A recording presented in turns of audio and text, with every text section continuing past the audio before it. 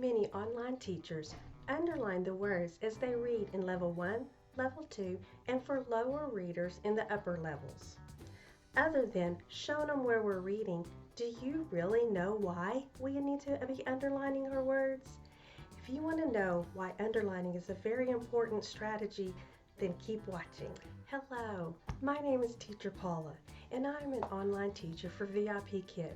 And no, I'm not in my VIP Kid classroom today. I'm in my brick and mortar classroom today.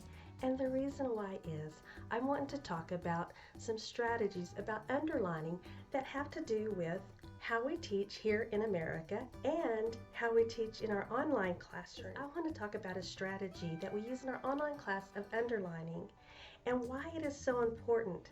And in a way, we use the exact same strategy to teach reading to our children in our brick and mortar classroom. Many of us online teachers underline the words as we read, especially in levels 1 and level 2, and maybe for some of the struggling readers in the upper levels. Why do we do this? Well, for one thing, it teaches directionality. It teaches reading from left to right. English is written and read from left to right. Chinese, Japanese, and Korean can be written both ways. They sometimes write it left to right, and sometimes they write it from top to bottom.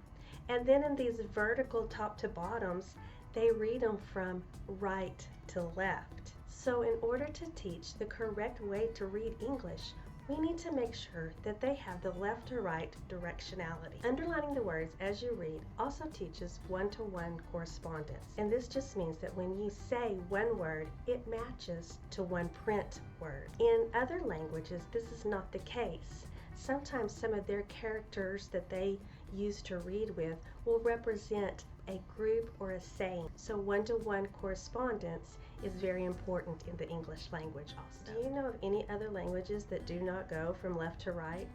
If you do, drop it in the comments below. I'd love to know which other ones that I could be checking on. Where I work in my brick and mortar school, we serve children who come from 13 different language backgrounds. And a lot of them come to us not knowing how to read and to have never picked up a book. So it is very important, even with these children, that we teach them the directionality of left to right. We begin with pre-K and kinder pointing to the words as we read the words together. I have a little video of a group of kindergarten kids who are pointing to the words as they read a book that we made together. Eggs, eggs, eggs. I can see the blue egg. I can see a red egg. Here is a green egg. I like the pink egg. Then, as the students take on words, we transition them into reading on their own and pointing with their finger. Students show success in reading with using their finger as a pointer. We will then ask them to take their finger away and read without it. In the following video is one of my first grade reading recovery students. You will notice that he is reading with his finger to track his reading. Then I will ask him to take his finger away, and this is the first time that I've done that. I also want you to listen to how his reading changes. I do not like this. I do not like my house. I do not like my box, said the big spider. I am going to look for a new home. Here is a boot, said the big spider. This looks like a good home for me. Okay, now come to this page. Do you think you can read without your finger? Yeah. Okay, let's read this one without your finger. Eek! Eek! Shouted Dad. Oh no, said the big spider. A boot is not a good home for me. Here is a cup, said the big spider. This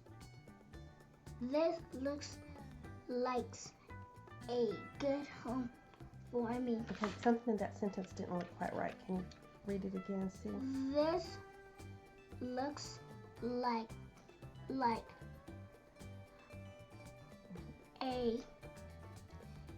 a good home for me. Perfect. Could you tell a little bit of a change in his fluency? Because continuing to read with your finger is eventually going to mess with the fluency. It's going to slow you down. As online ESL teachers, we are unable to have the student point as they are reading. So the next best thing is to underline their words. When I underline each individual word to teach that one-to-one correspondence. I began underlining in level 1, and as time goes by, I will notice that those students begin to take on the underlining themselves.